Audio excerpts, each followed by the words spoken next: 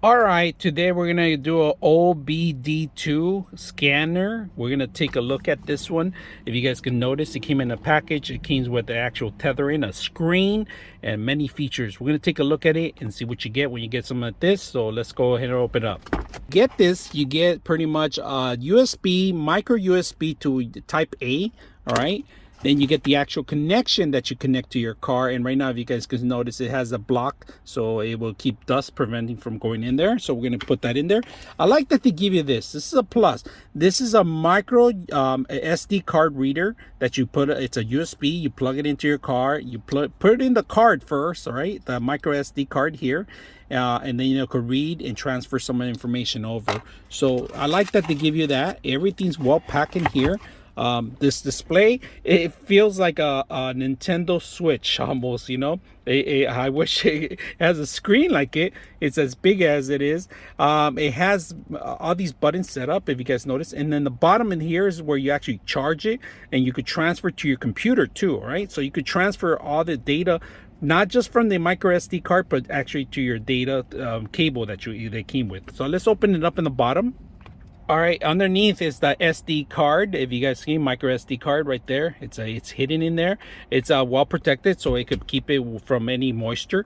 It's very light, this system. All right, there's two connections in here. There's a connection here that goes out to your car, and then of course the USB that we're talking about. And we're gonna go ahead and plug it in and turn this up. There's a couple of things that you need to know. There's a power light, and that's to power the system up, and then the information. And we're gonna go over cycle the whole thing and see how it works. All right, so I'm gonna be on my Jeep today, and I'm gonna bring this in here. We're gonna set it up in here. We'll plug it in. All right, so let's go and plug it in. All right, this is simple. This goes to your car, right?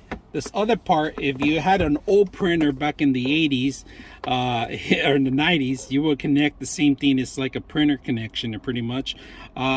Just make sure you plug it in right. And actually, it's like a VGA monitor too. So if you had a VGA monitor back in the 90s, maybe early 2000s, so just make sure you tie this up nice and neat. It won't move around too much, because if it does too much, you might damage the actual pins. So make sure it's nice and tight.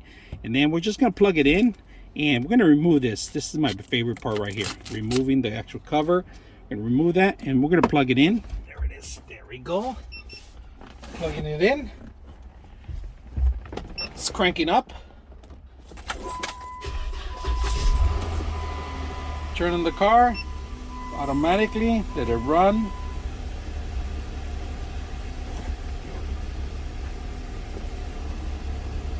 So right now it's giving me as a report, we got a couple of things in there. So let's go ahead and do an engine. All right, it's giving us all this information. Okay, read trouble codes. If we have any trouble codes, unfortunately we don't have it, so we go back. Okay, and then we're gonna go back to the main screen, and here, transmission control module. We're gonna see if we can have any issues in there. Run it. We're gonna see if we any kind of information. This is good for mechanics that understand how to read a vehicle. All right, if you don't, there's a manual, a big thick manual that's included that gives you all the details. You clear codes here if you want. Read trouble codes. Data stream. You could this data stream is actually very accurate. So when you're driving, you could see how much information you're being transferred, like a gas mileage, smog checks, battery voltage. Let's go to battery voltage. Battery voltage. Your battery needs to be over 10 volts. All right. Over 10 is a good sign of it. So we're gonna go into the battery. We have to put V's, what kind of report we want to run. If you guys can see it, I'm just going to take that, go back, and then we can say all diagnostics, but we're going to go back and run it. Battery voltage, there it is, 13.95. If it wanted to run all of them, it would have lined it up, but it's going to take a long time. That's why I only did the simple one. All right, so let's go back out. Let's go back to menu. There it is, an engine report. The other process is okay, because I don't have a big engine on this car, so it's going to give you some details on it. So hit confirm. confirm, and then read the codes, erase the codes. We're gonna read the codes, all right? First code, it's coming up. The vehicle has no fault codes, all right? So which is good, that's a great sign. Next code that we got, the vehicle has no fault codes. So even if we had it, it will give you details, and that's some of the information you could give to your mechanic to help you out. Let's go ahead and then test the sensors, test some sensors. And this is actual accurate reading from smog, gas mileage, all that information. You could go down the line. I'm not an expert on reading some of these codes, but if you're a mechanic head, a monkey wrench guy, then this is something you're gonna love. You're gonna understand all this stuff, how to do this stuff, how to deal with it, the voltage, the mileage, the smog checks, pretty much a lot of details you can get out of this machine. Very accurate, very easy to use. The only problem I had, hit, are you sure you want to exit? Hit OK. So we're gonna review this. Let's see the review